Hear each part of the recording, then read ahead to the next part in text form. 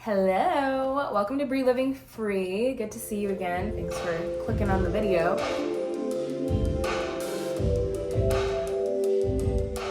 Today I am in a hotel room and I thought, you know what? It's quiet, it's clean, so why not film here?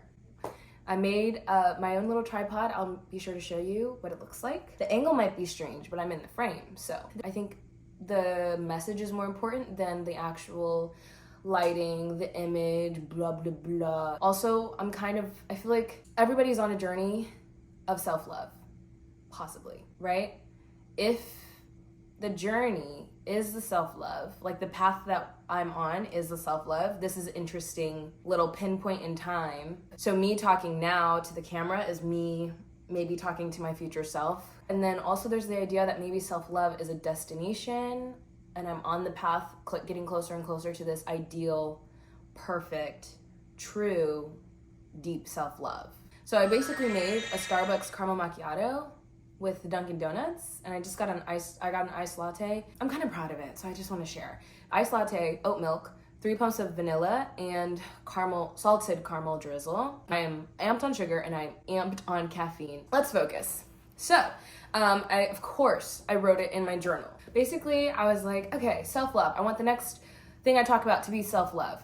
And of course, I had initial questions. I studied philosophy in university, so I was like, what would a philosopher say about self-love? And then I started writing and I was journaling, and I started to get to these different things. And after a page and a half of journaling, I got to this idea of a metaphor that makes it kind of simpler. I need more than just it's important, and here is my self-care routine. Love that stuff. But I also wanted to kind of, before I do that, maybe have a better understanding for myself. What is self-love, period? Question mark. I'm starting like in the middle of my notes and then I'll go around. Okay, so first, the metaphor. What is it? Like, what do we have today? Feel free to multitask, get a drink, make your morning coffee. So the metaphor is that self-love is a plant, like a tree, a flower, and plants need 5 things on this earth that we are on currently. It is 2023, okay? On the planet Earth. That's just kind of a joke, but also you never know. Plants need soil and nutrients, space, light, water, and air. And so I was thinking while I was journaling, oh, if self-love were to be a plant that someone plants in their soul, in their heart, in their mind, in themselves, what are the things that might equate to those 5 things a plant would need to survive and thrive? So I said that the soil and nutrients would be love, capital L, okay, which also be the seed and the roots of the plant, love. 2 is the space. So one needs to make space or room for self-love to grow in them. Light, which I equated to inspiration, positivity, fruits of the spirit, if you are familiar, and affirmations.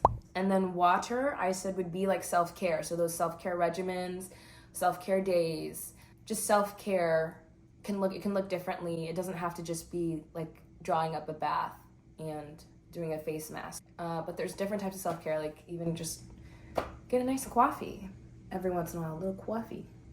Okay? Sorry to the New Yorkers. I know that's not the accent, but all right. I should have been an actor. I think that's where we're going. Okay. I'm glad we're on the same page. Okay, so after water, self-care. It should be consistent.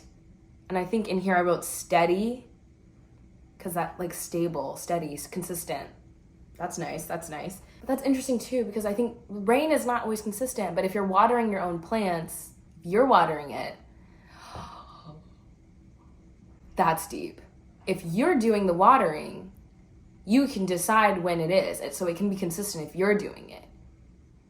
So if it's the outside world, it might not be as consistent, and you're waiting for the outside world to give you that self-care. Deep, okay. And the 5th thing is air. And so I was like, what would the air be? And I said, the air is just you. Because you need you for the self of the love part. Self-love, your essence and your authentic self is surrounding the self-love plant. I like it. But a thought I had about the soil and the nutrients part, the foundation of self-love, I think, well, what would that be?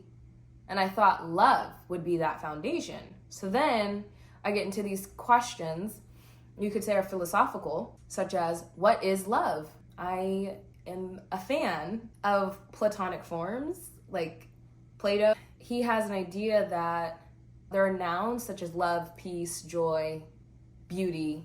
We use them to describe things sometimes. We just say, oh yeah, like they love each other, or there's love there. Those things exist almost as beings or as actual physical things. Also, correct me if I'm wrong. Correct me if I'm wrong. If you've studied this and this is not what you remember, go ahead, correct me. I'm okay with that. They exist in purest forms. And so forms, and that's why they're called Platonic forms, they exist in their purest forms, the capital letter beauty or capital letter love. And when you see like reflections of that, you use love lowercase l in your life, right? So you're like, oh, they love each other, or I love you. What you're describing here is a lowercase l version of that form love that exists somewhere in the universe. That I think is pretty amazing, and I like to think of love that way. And so when I think of self-love, I'm like, what's it rooted in? Maybe it's rooted in that form, capital L, love. And you could take it one step further if you want, and you could say that God is love.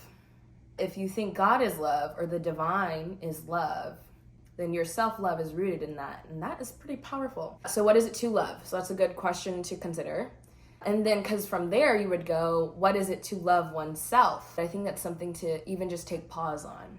And then something I wrote that I think I can kind of end on. 1, you can always start from scratch, right? You can always plant this seed of self-love. 2, second thing is that it is worth the time and effort of nurturing my self-love. At least to live a free, happy life, one has to love oneself. So it's definitely worth that time and effort. The last thing, I wrote something that was really like, So like, if you plant a self-love plant and you're like watering it, whatever, like comes through the soil, like it's living, it's growing, green leaves, okay, cute. But it can always keep growing. So kind of like how trees mature, and when you cut, this is sad, but when people cut trees, when you cut a tree, you can see the rings of its life each year that it's grown, and you can see it just keeps growing on itself, and you can tell when a tree is mature based on the size of the ring. Trees reach their height, but then they keep growing in other ways. And then like they drop other seeds. Like, I don't know what that is. Are the other seeds other things that you plant in yourself? So from self-love, the cycle keeps giving back to you. I think it's good to just start with the thoughts. Thanks for watching. I hope you enjoy. I hope you're reading and writing and taking time for yourself. Drink some tea, drink some coffee, and drink some water. Just know you're important and that you are loved. All right, talk to you later. See you next time. Bye.